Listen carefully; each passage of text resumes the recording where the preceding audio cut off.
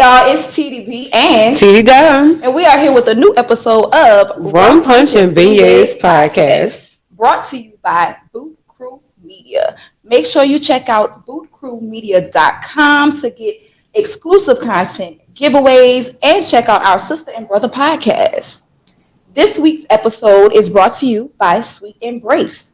These quality handmade accessories are here to simplify your beauty routine with no tutorials necessary.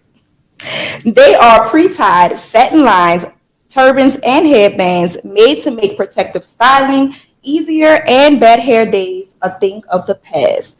Make sure you visit them at shopsweetembrace.com and follow them on Instagram at shopsweetembrace. This week's episode, we are talking about love language. But before we even get into that, let's get into this cocktail of the week. So today we are drinking Happy Raptors Silver 504 Silver Rum called a Happy Sunrise. You feel me? Made with orange juice, grenadine, and silver 504 rum. Cheers to that, y'all. Clank, clank, clank, clank, clank, clank.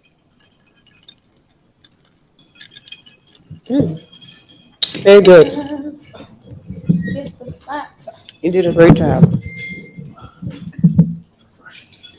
So, like I said, we are talking about love languages. And today, y'all can see we have a special guest. Mr. Shvkiel, the songwriter, the songstress. And he has an amazing song on Katrina Babies.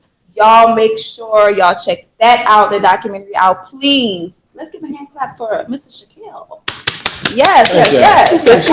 How you feeling? I'm good. I know I was a songstress, but a songstress. Okay. Y'all. Oh my God, please. Yes. I was gonna go with R&B crooner. It's the makers, y'all. Don't do that. It's the makers. Thank you for coming. Thank you for that shot earlier. It did what it was supposed to do. It did. Understood the assignment. All right. So yes, we are talking about love languages. So first, we just got to get into the definition of what it is. Mm-hmm. Love language. It's how you interpret love, how you give it, how you receive it, what you need to feel accepted by the people that are close to you. That's the love language. All right, Dr. Whoever. I can't even think of a doctor name to make fun of you with. Iyanla somebody. Eyes. You could say eyes. I would have took it. That's very offensive.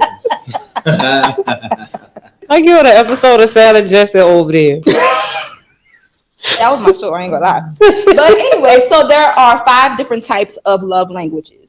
There are words of affirmation, acts of service, gifts, physical touch, and quality time. Mm-hmm. Now, before we started this episode, we made sure all of us took the test. We probably already knew some of our love languages, but we took the test. At the end of the day, everybody has or wants all 5 of the types of love languages mentioned. But there are just some that kind of reach the top that are like number 1. That's what you need first to really know and understand, like, okay, this person loves me. They know how to love me. And this is how I show my love. Are we good with that? Yes. All yes. Right. So we're going to go through the list, our results, before we even head into it. I'll start. Go ahead. So my number 1 is words of affirmation. Then it's quality time. Then it's gifts. Then it's acts of services. And last is physical touch. And that makes a lot of sense for me. Okay. Makes a lot of sense. Shay? Okay. Words of affirmation. First one. Physical touch. Second. I believe it was acts of services. Next. And quality time, then acts of services. Then gifts. The last one. Okay. All right, Darn. Well, I've taken this a few times. Don't judge me, okay? My first one was words of affirmation, because lift me up. And my second one was gifts. And I think my third one may have been like services. Mhm. And I want to say physical touch is like second to last, and then quality time. I know that sounds awful, but yeah, quality time is at the end. See, that's crazy. First of all, hand clap to us because we love words. We obviously, and then at the end of that, all of us are writers in some type of way. So that Right. makes sense. Why we like words. Encourage us. Let me know that you love me. Let me know how proud you are of me. Let me know I'm doing a good job. Like, speak to me. Even if I'm not doing good, let me know, look, this is where you fucking up. And this is how I need you to change. Say it in a kind and loving way. Yeah. I'll take it. I'll take it. Yeah, take it. Give it to me. Just give it to me raw. Because I need to know. No pun intended. You are just. See, this one. But y'all know. Yeah. I like be honest with you. I love raw honesty. You do. I do. I really do. That's the only way I'm gonna believe you. And that's how you are. That's the only way I'm gonna believe so you. Yeah. That's a reflection of you. So with that, at what point did you learn learn of taking this test? Because I feel like we're emotionally intelligent, right? So at what point in your life did you learn that, okay, this is what I need to be loved or to feel like I am loved? I'm gonna ask you first, Shaq, because you go first. All right. Well, for me, the word "I love you" wasn't thrown around as a youth. My mom didn't say much. It was always, her was "I'm doing it." Mm-hmm. Not saying I'm doing it. Pops didn't say it. I don't think I ever heard my pops say that. I'm gonna tell him today, see if he say it back. But yeah, so but when I had my child, I, like my mom, I watched, she raised me, so I saw what to do and what not to do. And the thing that I was missing was words of affirmation. I love you, you're beautiful, you're smart, you fucking up. Right. You're doing it right, this is how you should do it, things like that. So it was always, that's what I was missing. I felt like, okay, I don't want to make the same mistake. And so with a partner, after having my child, because I sucked at it prior to having a child, I wasn't taught it, so I didn't do it. Right. So after having my child, having a partner, I feel like it'll come off easier, to come off more genuine if I, after practicing with my child. You know what I'm saying? So if I really do feel a way about you, if I really do feel a way about something you did, I can easily tell you now. After my child in therapy too. Yes. Y'all know we advocate for therapy. Oh yeah. So the fact that you are going and your child is going to therapy. My child, it's funny. So he's a bad bully, for lack of better words. So I won't say he's a badass. He's just, he's bigger than a lot of people. He throws his weight around. So and he acknowledges that. He knows that. Okay. And so, therapy was mentioned and brought up by his, I guess it's like better caretakers when, at daycare. Because of, if it ain't one thing, it's the next. Okay, so try to tap into what he's going through. So, I'm thinking about putting him in therapy, but let me get to it first. Right. As an adult, so I can be like, okay, this is something that my 3-year-old can benefit from. Gotcha.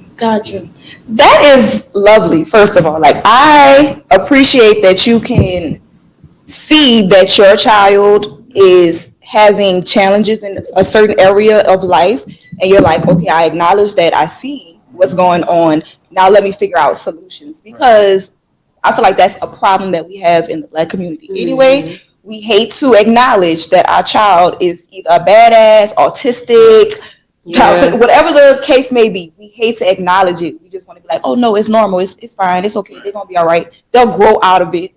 And it's like, well, baby, they not growing out of it. Like some things. You have a term for that at school. Like when your child, you don't reprimand your child for doing something that to others, but when something's done to your child, you come jump to the head. We call it being a punk ass parent. Yes, that's exactly what it is. So, you see me saying acts at home, but yet he's perfect, and your ass elsewhere, outside the home. Right. As soon as somebody do him something, you ready to come fight, come cuss everybody out. Send nasty email. Take care of your child. Look after your child. Lord, Kids only, as a teacher, I can say this. Kids only exhibit the behaviors they see at home. Now we're not gonna go in on the kids, y'all. we're not gonna go in on the parents. I'm sorry. Okay, yeah. We're gonna save that for another episode. Yeah, that's not for y'all. No, we ain't talking about y'all. We're gonna go back to love. So yes, okay. So because you didn't hear the words often as a child or at all, you needed that for that confirmation. You needed that for the acceptance. I didn't know I needed it until your baby came. Yeah, and until someone told me I wasn't giving it. And the whole question was, it wasn't okay, you're not giving it, you can't do it. It was, why aren't you giving it? What have you been through to not give it? Oh, so that it made you go back. I mean, go to therapy. Right. It made you have to sit down and really reflect on what you've been through and why you did. You can't love me the way I need to be loved. Sure. Instead of me trying to love you how I think I should love you, how I think you need to be loved. Which is why love languages are very much important. Like, because you understand, it comes more down to a reflection on how you are as a person, what made you or built you up to be the individual that you are today, and what you need in order to feel validated. Because let's be real, yes, you can do as much validation for yourself, but it's something different that you get when others can show you that, or others that you trust can really be like, no, I love you and you deserve this, and you like, that's a whole nother big thing. And I feel like for me, finding out or realizing what I needed to feel and be loved, it definitely reflects back into my childhood, which I think everything always goes into. My mother was a shower. She was a big shower, but she also used words, which was weird because she didn't. It's not weird. It made sense because I learned that she didn't get the words when she was younger. So she made sure that she exhibited the behavior that she wanted. But she also is a fusser. So she's going to say, I love you, but she going to be fussing at you. And you like, well, you love me, but you mad right now. Like, I can't tell the difference. And this is true. Because every time I see her, she fussing, but I love you. Exactly. That's the end. That's how she ends it off. You know I love you. I do, but damn. But I see it as, and I'm a coach, so I see it as this. My coach told me all the time. The day I stop telling you something, that's when you should be worried. Yes. The day I stop correcting you, the day I stop making sure you're right.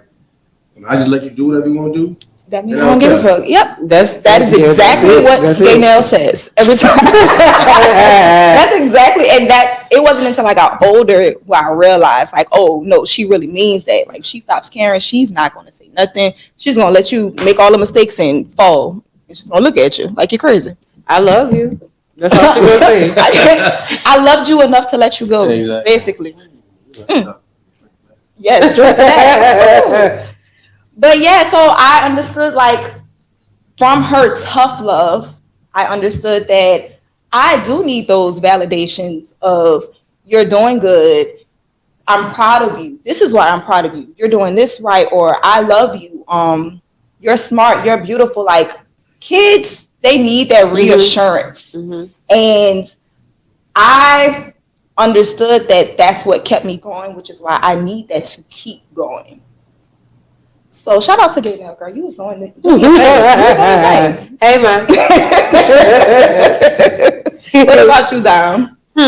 When did you identify? I don't know. Probably when I got to be like a teenager. Like, a girl, and then playing sports. Because, when you a girl and you play sports, everybody think you just rough and tumble and tough and you beat everybody's ass. And that's not always true. Like, I came from a gentle house. A gentle, churchy house. So, like, my dad always told us, like, us girls, because I'm the oldest girls, and I had to watch everybody, but he always was like, you're the most responsible one, and I love you, you're beautiful. Like they actually said it and showed it. So words of affirmation do it for me. Like that is my thing. Like I love that so much. That's why I be telling people, because some people need to hear a kind word. They may not have heard a kind word like for years, or just the way they grew up. People may have got picked on. I got picked on, believe it or not. So I think that's why, I compliment people the best I can because, I used to get my hair pulled. I used to get told I flunked kindergarten. I'm like, I just got here just like you. I'm 5'2". Not you flunked kindergarten, but I just got here with you. Yeah, and then because, see, I used to get picked on because when I first went to kindergarten, my birthday's in November, so my birthday late. So if you you could be turning 5 right now, but then I could be turning 6 because I was late. So I got picked on for that. I got picked on because I had longer hair, and all the other girls got perms, and I ain't have no perm. I still was getting straight jealous. So they used to put my hair on the brush. They couldn't have a ponytail. They had a pony. They couldn't make a ponytail, and I had 5. They used to pull my hair on the bus, and then like I used to get picked on because I was really smart, still really smart, but just different. Okay, flex on it real quick. Right. So yeah, I used to get like straight A's. I got picked on because I was smart. I got picked on because I was taller than all the boys in the whole grade. And yeah, so words of affirmation. I try to lift others up, but that does it for me though. Yeah.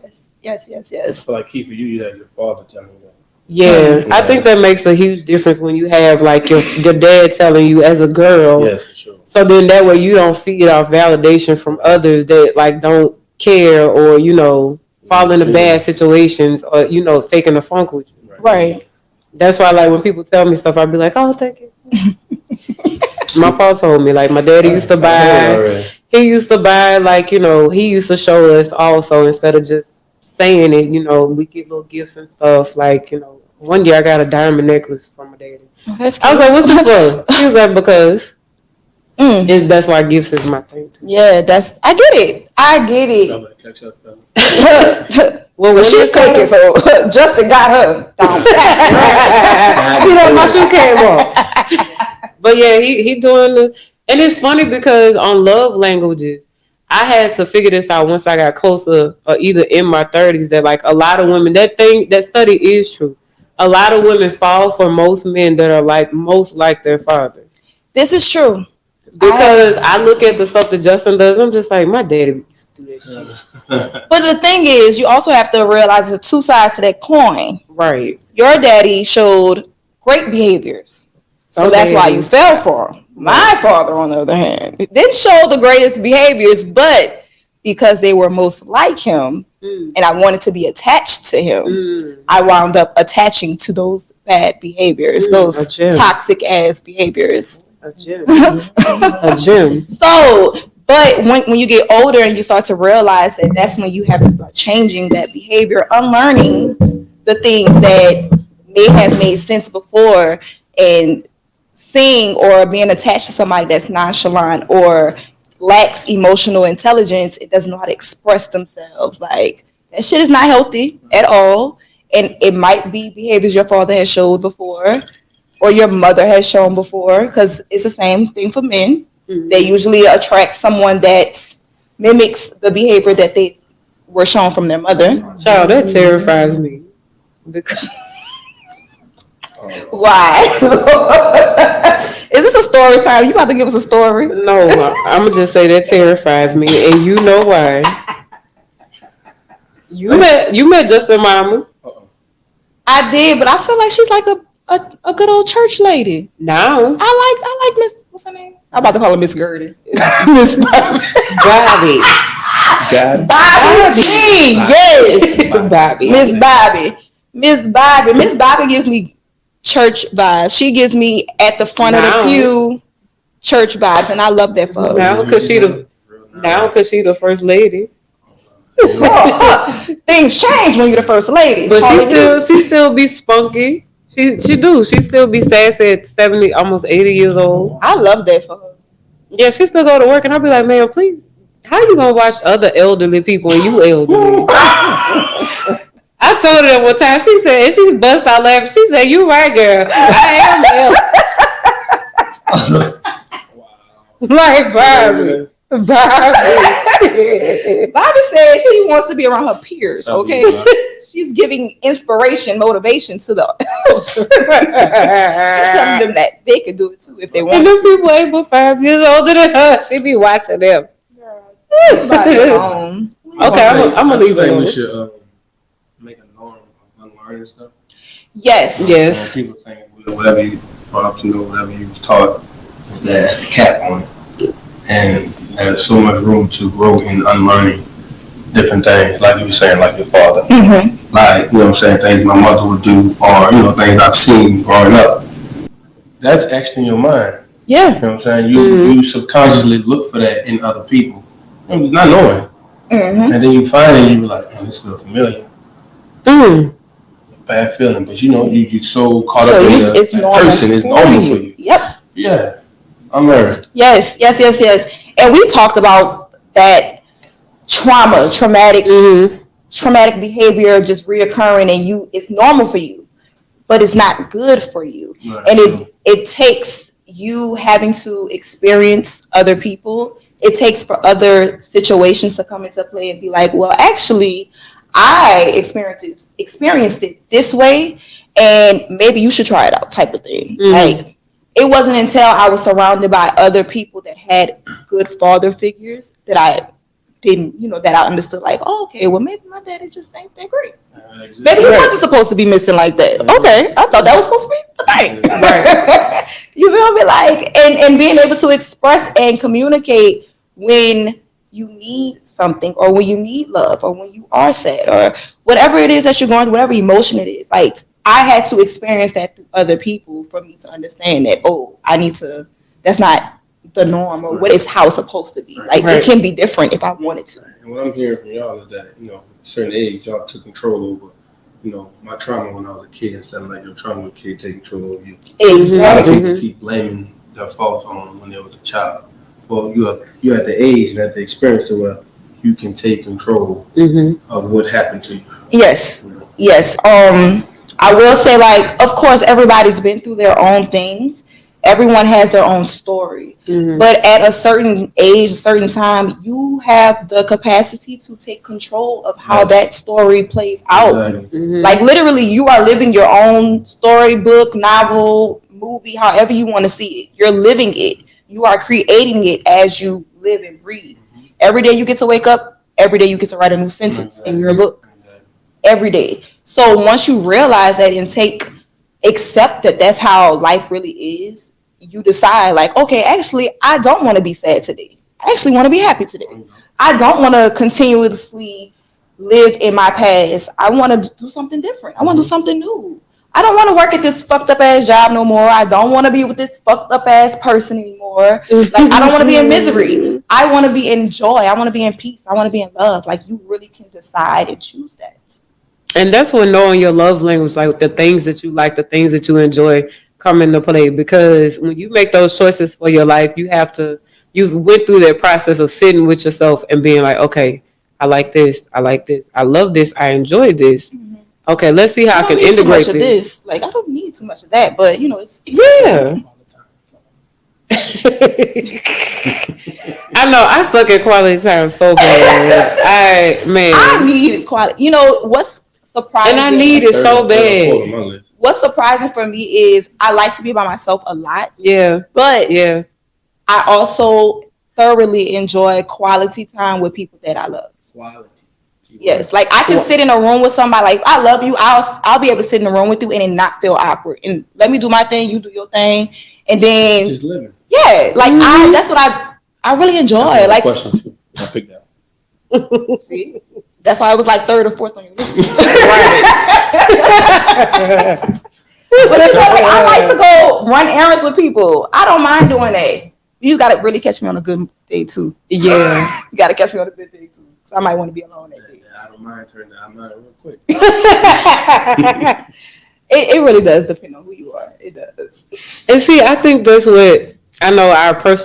My personal relationship. I think that's what works for us, because his thing is quality time also, but he likes to spend time by himself also, and that comes from his childhood of being the youngest, and your parents are way older, and your siblings got families of their own. So he was by himself, yeah. He was pretty much like an only child, so that's where he gets the having a long time. But he knows to give me my space because he knows like being lovey-dovey and like in his skin is not my thing. I love him, but go in the other room. That's crazy. You just said I never correlated the fact that I like my alone time because what happened when I was a child. I was a middle child and I was strictly into sports. Right. My oldest brother was academics. My younger brother was just, was a badass. So when I would go to football games and all that, they support me, but it's just me out there. So I equated that to, okay, when it's just me out there, it's just me. So I feel like when I'm with somebody, sometimes it's gotta be just me. And let me miss you. Yeah. Chance to miss you. You know what I'm saying? Like you said, don't just be all up in my skin. Right. Let me miss you. Then we can have something to talk about. Then we can grow. Yeah, that is very important because a lot of times people, like you said, like to be in other people's skin. Yes. And I think that's because they have those unhealthy attachment issues. And when you grow up kind of by yourself, because I was the only child for the first 15 years of my life, and then I basically raised a child. So I never correlated him to being my brother, my sibling. He was my baby. Yeah, you still do that. Yes. That is my baby. I thought that was like, that's what Justin said one day. He was like, that's not her son? No. And I'm like, no, that's her brother. Literally. But that's how I've always like seen it in my mind. So I like being by myself. I had to learn how to play by myself. I had to learn how to be able to go into any situation alone. So I kept moving in that manner. So yes, I do like my alone time. I love my alone time. But I also like to be in people's skin too. But I really gotta like you. But you gotta have like a limit to that because, like you said, that's like unhealthy. You can't be all up under somebody because, like Shaq said, I want to miss you. I don't want you in my face all the time. I love you, God, I love you, but please go away. Especially if you have something going on for yourself. Like I appreciate entrepreneurs, creatives. Why? Because they're always moving. They're constantly going. There's something always going on. But I also know that they do appreciate that quality time with someone. They do want to be able to come back and be like, man, this is what I was going through this week. This is how it was. Yeah. Exactly. And then, like you said, it gives you something to talk about. It gives me a reason to miss you. It gives me a reason to want to come back and be like, what were you up to this week? What you made this week? That's what Justin said. He's like, what you made this week? The worst question you get in the conversation is, what you want to talk about? That's a weird question. And it's like, why you don't have nothing to talk about? That lets me know we've been together too often. Like, we ain't got nothing to talk about. Yeah, you need to go ahead on somewhere. Go on a trip. Let me see you in like a week or two. Look, go to work. I'll talk to you later. That's how it was for a lot of people for COVID. And I think that plays into the love language too, because a lot of people figured out they love language for themselves and they love language for their partner, and that split a lot of people apart because there was a high rate of divorce. Yeah, they was like, "Fuck, I hate you. We in the same house." Like, fuck. Exactly. Right. So, with that being said, that takes us right into communicating your love language. When do you communicate this love language? Do you actually say it with words or do you show it? Like, how does that go for you when creating a partnership with someone, be it platonic or romantic? Me first? Yeah, go ahead. Well, I'm a student still working on that. I'm way better at writing it and putting it into a song. So you like to put it in an actual song or like a letter to someone? Actual song. Okay. So, I have to learn, like same young lady told me, talk to me how you sing. When you sing, you clear, you cut straight to the point, you know what you're looking for, you know what the song about, you get straight to the point. When you're talking to me, it's like you trying to weave around my feelings. Right. You know what I'm saying? But like, you're not knowing that you weaving is cutting me. Every time you weave, you cut me. You cut me in different spots. Instead of cutting me where it's just one cut, you cut me in different spots when you're weaving around. So I'm still working on being able to communicate love language. That's heavy. Damn. Because you don't want to, it's like you don't necessarily know how to communicate what you actually feel. Yeah, exactly. Or it might be I know I feel something, but I don't know clearly what it is in the moment, but I'm trying to give you enough information so that you kind of get where I'm going. Right, but then you get a song and be like, why you just ain't tell me this? Right. Well, I probably wasn't thinking like that. But you know what though? A lot of creative people struggle with communicating, period. Yeah. Like they communicate better through their art than they do like actually talking to people. Yes. And it's like, I'm trying to say this is what I said. No, I'm trying. Yeah. I'm trying to work with you. Because I will say for me, like, I can communicate how I feel better through letters. Like I can give you a long, I love a good pen and paper, y'all. Oh, give me a love letter. Nigga, what? Cuff you down. I'm cuffing you down. But yeah, like I love to. Now I kind of do it through text messages, or I might do like a note or something on my iPhone. But I love being able to kind of write it out and give it to someone. Like in middle school, I was the girl that was writing the notes with the song. This is the song with girl. The time and the date and the song. That was me. Yes, that was me. Everybody in that book was light skinned. What you writing about? It wasn't actually. That's trauma. PTSD.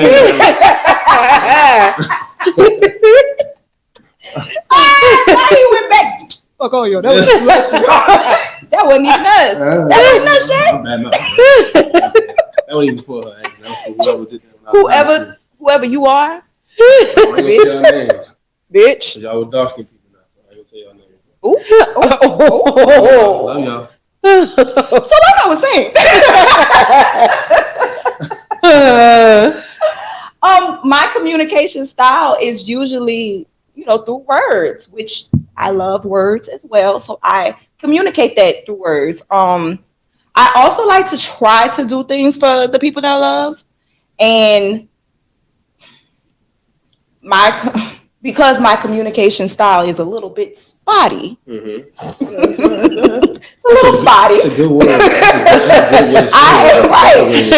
I'm working on it. I'm learning more. That's one of my homework assignments are for therapy. Is basically being able to express and write out and say what I'm feeling in the moment. People are crazy when I say a therapist gives you homework. You actually have to go home. Yeah, they give us. Therapy is like a course you want to pass out of it. Not saying Exactly. Right. I sure got a therapy notebook full of homework. Okay, and just FYI, there is a time and space where your therapist is not needed, and it's okay. Mm-hmm. You just hit them up when you need them again, and it's fine. It's fine. But then you go back to your homework. Yeah, go back to your homework, go back to your notes, unless it's a new lesson that you just don't know nothing about. And use the tools that your therapist gave you to operate by yourself. Yes.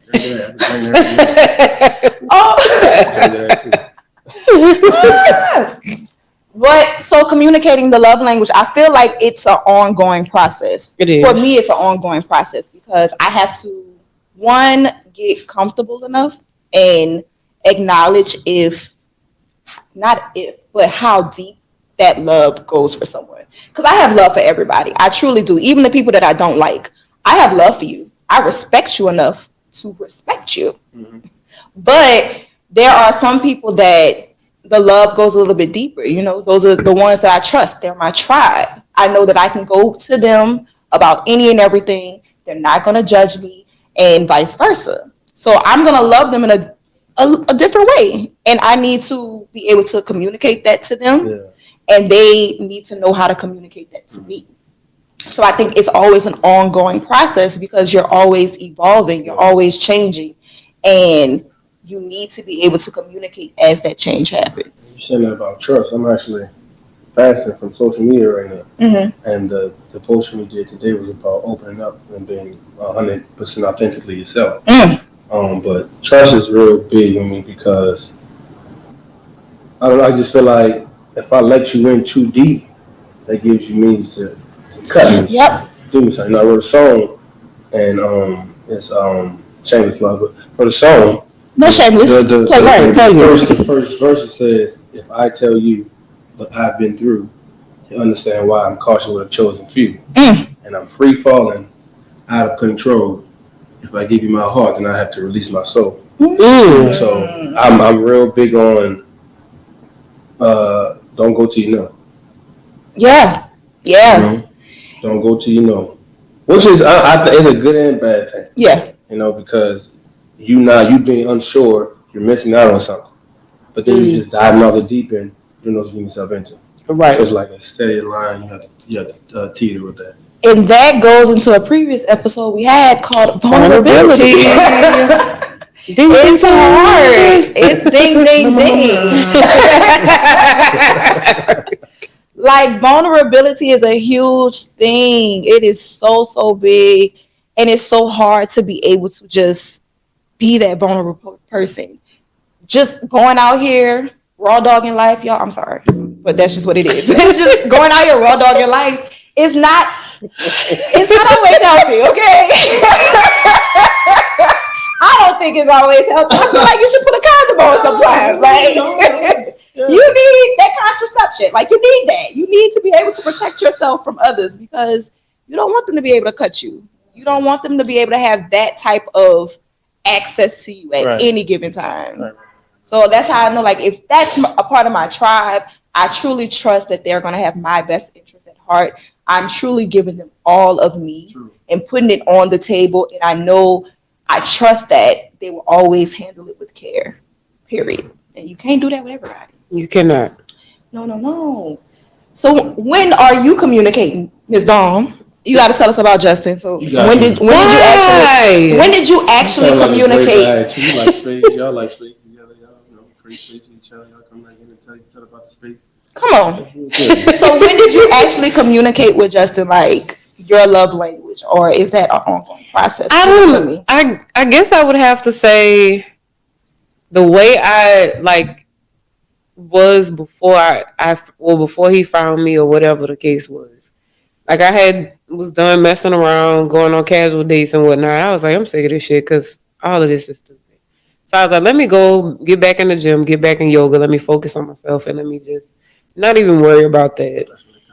And then like a couple weeks later, like, we started talking. But I think the way I carried myself prior to finding him, that gave him like clues of how I would like to be treated. And then, stuff started happening. Like, we started having to run from hurricanes and shit together. Been doing this for 4 years, except for this year. Thank God. Child. But then, like, just us going through different things together. I was in school at Tulane at the time we met. So, like, him doing... Yeah. But, like... your school. But yeah, like, he noticed that I was in school.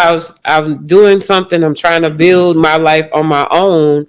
And then he realizes, and he been to therapy. So, like, we both were vulnerable and was like, okay, I've been to therapy. I done some fucked up shit. He was like, I've been to therapy. I did some fucked up shit. And, like, we had that open conversation, and then we just watched each other, like, how we move, and we figured it out. Like, I know he likes service and quality time. He's a stickler for quality time. But he does give me my space, like I said earlier. And then I'm the exact opposite. But we make it work. And then, we had a refresher with it when we were going through couples therapy. Go to couples therapy. It's not messy. The therapist is not trying to be in your business like that. And go to somebody unbiased that don't know you from a can of paint. Because that's where people fuck up at. Oh, I know so-and-so. They're a therapist. And it's like, no, they know you. Get away from them. Yeah. But we did couples therapy. We did the love language test. We went over the result. That was our homework. So write down our results, which one from least to most. And then we had to discuss it in therapy.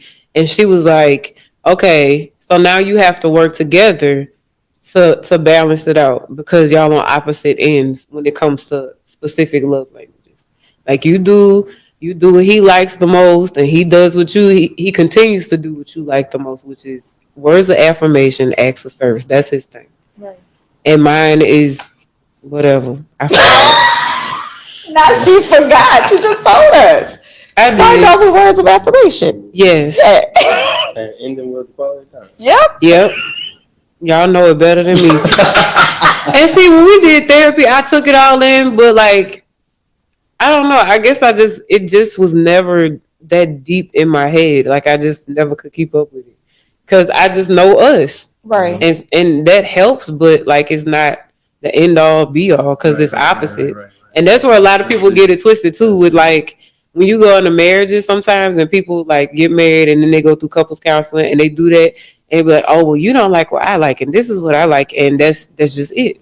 You know what I'm hearing from this is that at the end of the day, y'all are choosing to love each other because y'all are on total ends of the spectrum when it comes to love languages. Yes. But y'all still choose every day to do what the other person loves, to show them that you love. Also, you don't have the biggest margin for learning. Mm-hmm. You know what I'm saying? Being on total opposite sides. Well, this is what I like. This is what I like. Let's bridge this. Right. Mm-hmm. You know what I'm saying? So y'all continuously learn from somebody, and unless instead of it being okay, we like the same thing, or we go from here. And that's where a lot of people fuck up too. Yeah, it's like, it's like we like this. Oh, it's gonna work, and it's like, no, that's because y'all get bored. You get bored with that person because y'all like all of the same things. and I think that's where our fun comes because we don't like a lot of the same things. Like I'm this social working person because I'm used to doing that, and then he's like this loner ass nigga that like he really is. You know like he like to have his cigars, he like to watch his mob movies, like he's real low key, ducked off. He go outside sometimes, and you know I go what he likes, even if that may not be my scene. We just work it, and I think that's why we fun. Like we laugh all the time because we both stupid, and you know. That's why y'all work right there.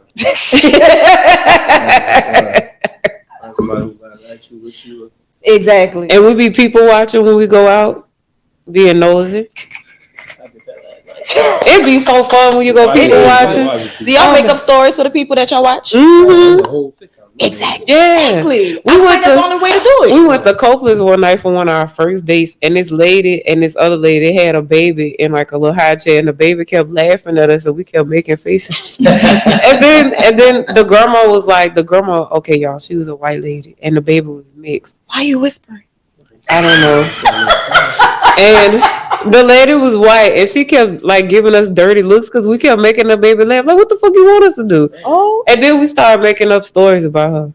She probably going this time. Exactly. And then what made it worse though was Justin was all nice in his button up and dress pants and whatever, and I was not dressy. I fucked up on that one. I had on like a t-shirt dress with like some Vans. That man got dressed up for you and you did that? I didn't mean to. How you felt about it? That's why we got stared at by that white lady. Because I guess she thought I was a kid. And Justin was an old man. It's your fault. Not only was she thought it was a pedophilic moment. Not only was she mad at us because we kept making the baby laugh and was drinking wine, but she kept trying to figure out who is this? What kind of art? What in the R. Kelly is going on here? Oh my gosh, child. That's a hot topic. At least not here 10 times. We so made up a dirty story about her. If she only heard the story. So I want to know, like, over time, with you being with someone, over time, or just in general, living life, do you feel like your love languages change or can change? I think so. Because I know for women in general, we're not at the same stage our whole lives, you know. Because, you know, you start off in your 20s, you just, you know, living on the edge, per se. Mm-hmm. And then, you know, your priorities are a lot different than, and I can attest to that personally, getting close to the 40, like, my priorities are definitely way different than they were. Even in my mid-20s, close to the 30, it still was a difference. Like, things that I thought were more important are not more important now.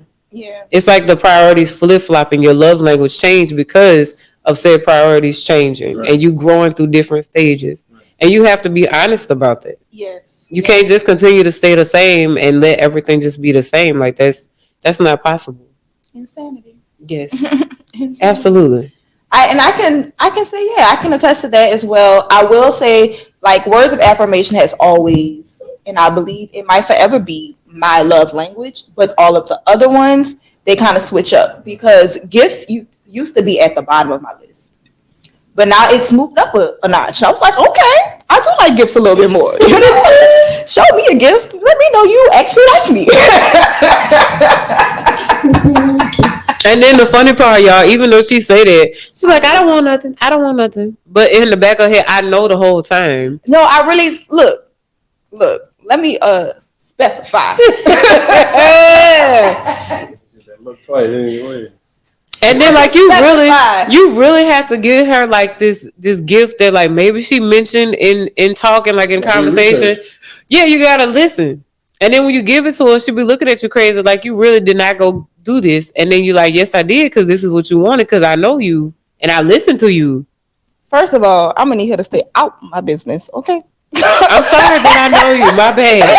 And not just telling the people my business. Not just telling the people my business.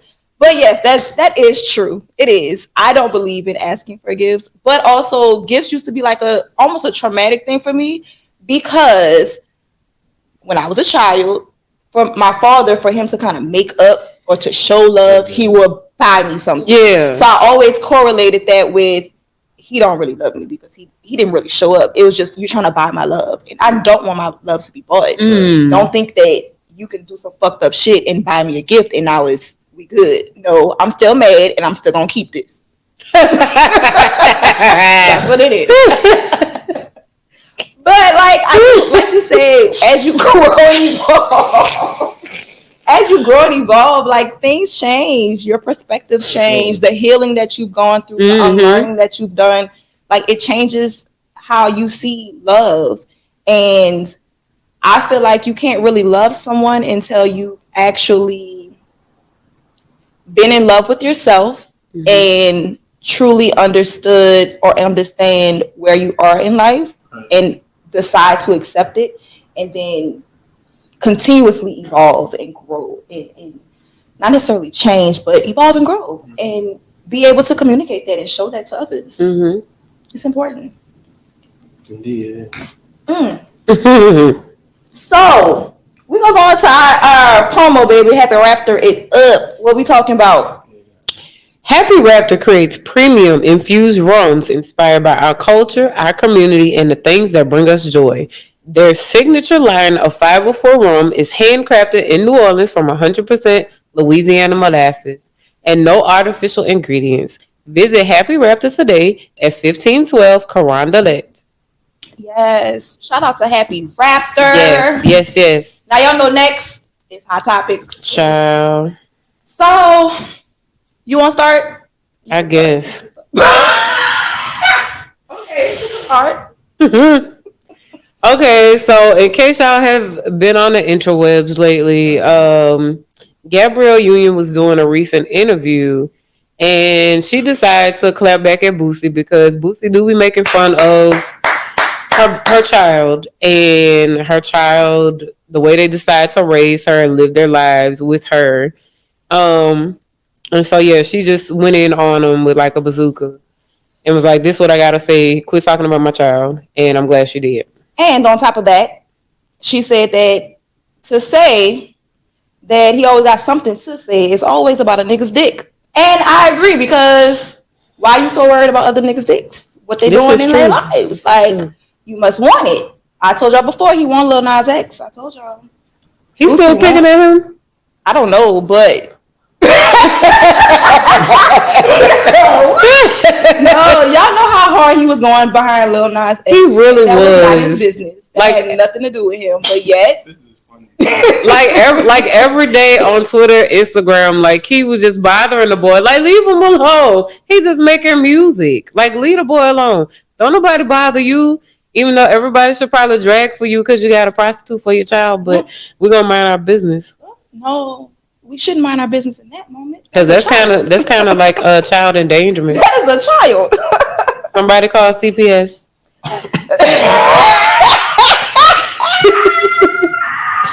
Shaq was not ready. I didn't see the whole.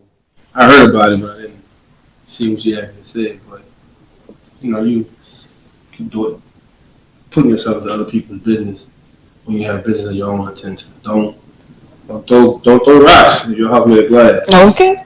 As my grandma would say, don't throw rocks and hide your head. Okay. Nope, you cannot. Mm-mm. You cannot. Next on the docket. Oh, Shut up. Robert released an album. Robert, how did you? That was my first question because So I don't be knowing that. I think now you finding out too. Huh? yeah, he released an album called I Admit It. Didn't it have like 13 songs? No. Didn't it have like 13 songs on it? Because it was on Apple and then they pulled it like the same day. I don't know how many songs. I did not hear any of the songs, but all I know is I woke up and Twitter was in a frenzy and it was like, not Robert released an album. How the fuck he did that? He's in jail. That's the last thing I heard before I, Went in the exit. continue. So, Well, Robert released an album called I Admit It? I Admit It. And An album called Y'all Killing Me. and they said like the last two, maybe last song on there, he was talking about what he was doing with little girls. And he was like, yeah, I did it. He's had undertones of all that type of shit in the music. For a long time. For a long time. Yeah. But the teedies and unks wanted to like bypass it. Oh man. And also on top of that, the teedies and unks was still they was still stepping in the ladder. Even when he dropped this album, they were still on some It's literally like the Boondocks episode in live action because they had him in court and like the teedies and unks were out there on the steps like protesting. Like nigga, you cannot make this up. It don't make no sense at all. Like it was in real life, it was worse than the Boondocks episode because now they still playing his songs on Facebook. They arguing about when he gonna get out so they could go to his show. And I just recently saw on Instagram one of the girls whose parents were asking for her to come back. She had a baby for him. Oh, you lying? Am not. I shared. The documentary was disturbing. It was. Yes. Yeah, she posted on her Instagram that she had a baby. And I was looking for something on Instagram, and that's how I saw it. The girl posted the one, I want to say Jocelyn, the one that parents was like in the public eye was looking for her, and like she wouldn't come home. Yeah, I remember that one. So she had a baby for him, a girl at that. Child, I'm gonna just say I don't approve of this, and I'm glad it got taken down on Apple. Please.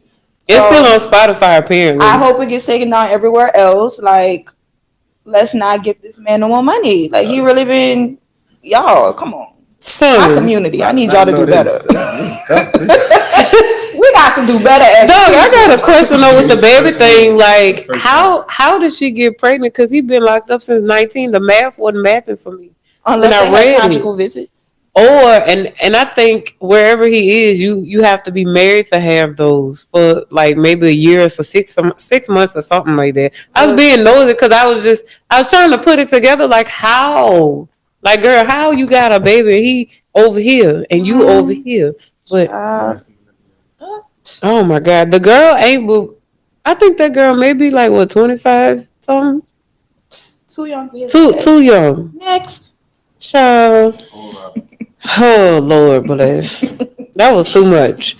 Brittany Griner returned home from Russia. Clap it up, clap it up, clap it up. Yes, finally.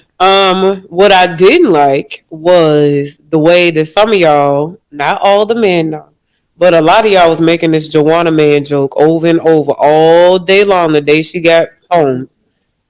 Yeah, you did. The joke was something about you traded a Russian arms dealer and we got Joanna Man back. I saw that joke. I was on Twitter. It was later in the day. And I seen that joke. Like I went to trending Joanna Man. I'm like, what the fuck Joanna Man trending for? So I go look And it's the same joke over and over about the trade deal. And most of the people making the joke were men, though. Now, I will say the person that they traded her for, what was his name? It was like Machine Gun Kelly or some shit like that. No. It was not that. It wasn't that. But he's like a heavily... big time on jail. Yeah. Like... jail for conspiring to kill America. Yeah. Now, I'm trying to find out, like, are they really going to detain this man in Russia? I don't feel like they are. No, because they'll eventually need him. Yeah. For something. So, I mean, they fight in Ukraine still, so eventually they'll have use for him. I'm mad that there had to be a trade in the first place. Like, just bring her home. It was just a vape, y'all. Right. Like a vape. Just a fucking vape. That don't even make no sense. They just trying to make an example. Per usual. Child. Last on our hot topics, I hope not a lot of y'all missed this, but we had our Christmas holiday trivia at Happy Raptor, and it was the shit. It was. We had a grand ass time. My bad. You wasn't on social media. I didn't know you wasn't on social media. I thought you. Yeah. I'm sorry. Man. Next time we got you. All these old men that we invite, none of this genuine. It is genuine. I made it worse. I was today years old when I found out that you was not even on social media.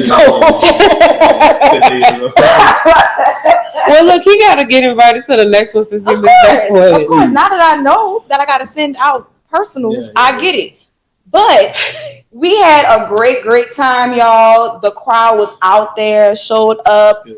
They had a ball. Next time we're gonna revamp the trivia portion because we tried Jeopardy. Didn't really work that well. So we had like 9 teams and like they was getting to 100 points fast. And I'm like, what the fuck? We didn't realize that all y'all was just gonna come out and want to have a team. We didn't know. I was not expecting that. We got there before 6:00. Like y'all was there for us already, like waiting for us. And I'm like, oh shit. Okay. Damn. Shout out to y'all. First of all, shout out to everybody that showed up, came out, bought drinks, got something to eat. Shout out to Taco Bay Brandon. He was vending out there. Shout out to Happy Raptor. But yeah, y'all really showed out. And I appreciate that. I do. We don't have to do another like trivia, another something, but it will be a Happy Raptor. So please keep your ears out. TDB is going to send out personal invites. Yep. Till January 1st. I will send out personal invites. Yes. But yeah, we really had a great time. I can't even lie. Per usual. Shout out to our bartenders. Like they hooked us up. They hooked us up. They hooked all the people up. They did what they were supposed to do. Now he need another drink. Damn, most of the time I be finished with mine. Not you beat me. All right. So yes, we are going to do a quick recap because we're coming to the end of the show, y'all. It's really coming down. So we went over the types of love languages, which I'll go repeat. It is acts of service, gifts, physical touch, words of affirmation, and quality time. We all need them. We all appreciate them, but there are just some that kind of, they top it. They're like your top 3. Learn them, know them, appreciate them, communicate them. Okay. Next, we talked about understanding what our love languages are. Also being able to identify how we got to those particular love languages, what we grew through to get to those actual love languages, and being able to communicate them. Obviously, it's a good ass episode. I must say, Shaq came through with the little gems. Yeah, he came through with the little 1, 2, 3 with the love language. Okay. Yeah. Right quick. So at the end of our episodes, Shaq, we always do a TD gem. So, what is your Uncle Jim? What are you gonna leave the people with before we head out? Jim. That's cute. I like that. The Uncle Jim. In regards to, I feel like I said them. Okay. Always be willing to relearn and unlearn. Also, for those of you who only think that my actions are enough, nah, it's not it. It's not it. None of us up here are Avant. We cannot read your mind. No, we cannot. So, please express yourself. And last but not least, be 100% authentically yourself. Everybody else's take. That is. Oh, we gotta write that down. Put that on a note. Onk said it. That was beautiful. Okay, that was damn. So my gem for today. Always remember, vulnerability is your strength. So please allow yourself to be open to receiving the love that you deserve. To piggyback off Uncle Shaq, okay. Unlearning is important to growth. It's important to evolution. Be able to really sit with yourself, reflect, and go through your history so that you can recreate or rewrite your future. All right. All right. What you got for us, Dom? Just to piggyback off of right? Just to piggyback off of you, check in with yourself, because how are you supposed to move forward with another person if you're not checking in with yourself? Yes. Be introspective as well as retrospective. Be introspective as well as retrospective. Come on now. Now that's about to go to church. Oh my God. And the church said amen. Yes. And with those gems left, please, I hope y'all picked up the gems and left the crumbs on the floor. Y'all know we like the Joe's bad. So pick up the gems, leave the crumbs down there. But RPB and Boot Krewe Media are powered by Royal Honda, located at 5600 Veterans Blvd in Metairie, Louisiana. They have new and pre-owned cars available for immediate delivery. Make sure you visit royalhonda.com to find your new car today. Also, make sure y'all check out Boot Krewe Media, like we said at the top of the episode, bootkrewmedia.com for our Sister and Brother podcast, as well as new content, giveaways, and all that exclusive shit, okay? Shaq, how can we find you? I mean, you're not on social media right now, but let us know what you got going on. Oh, okay, so like she said, I partner with my brother Edward Buckles making music for the Katrina babies. Shout out to Ed. Documentary. Just been I don't want to say it, but yeah, we posted possibly hopefully an Oscar now. Coming from that. I'm also working working on music for a documentary on ESPN and Hulu. All right. Just finished up my first EP. Come on. Called the Concrete Rose album. Pretty much all the songs I submitted to Buck that he told me no for. It's like 6 songs, and he chose one of those 6. So I was like, I gotta get this music out of there. So I just sent that in for mix and master. And in these next 2 weeks, I'll create a whole album from scratch. Wow. On top of being a father and being a father. That's all. That's pretty much what I do for the most part, being a father. Yes. And I just want to acknowledge something that he said earlier. You submitted 6 songs. Only one of them got accepted. But the fact that you took that no as an opportunity for a yes, shout out to you. Because a lot of people they hear that no for 6 or 5 of the 6 that they probably gave, and they take that as, oh, I can't do it. No, a no is just a not right now. Right. And that he might like real best. He was 9. I ain't feeling that one though. Yeah. The one I least expected, the one that took me the least amount of time. That's it. That's the one. They say when it just comes to you, baby, it just comes. I mean. Also, shout out to these beautiful ladies. Oh, thank you. Please support them. Thank you. This is my first podcast, by the way. Yeah. I'm excited. So it was fun. We had a little shot. Everybody got a little loose. Maybe a little too loose. Too loose. But this is a beautiful environment. Yes. Thank you. And I'm talking about all black women doing this. So the producer's black. She's behind the camera. So. Yeah, support these ladies, man. Thank you. Thank you. Yes. Y'all know how to find us. Shaq is here in the building. Find us on Instagram and Twitter at RPB_podcast. Visit the website at rpbpodcast.com. Y'all know we got shit coming up. We're gonna be doing it big in 2023. Big time. Man, love y'all. We really love y'all. Until next time. Peace.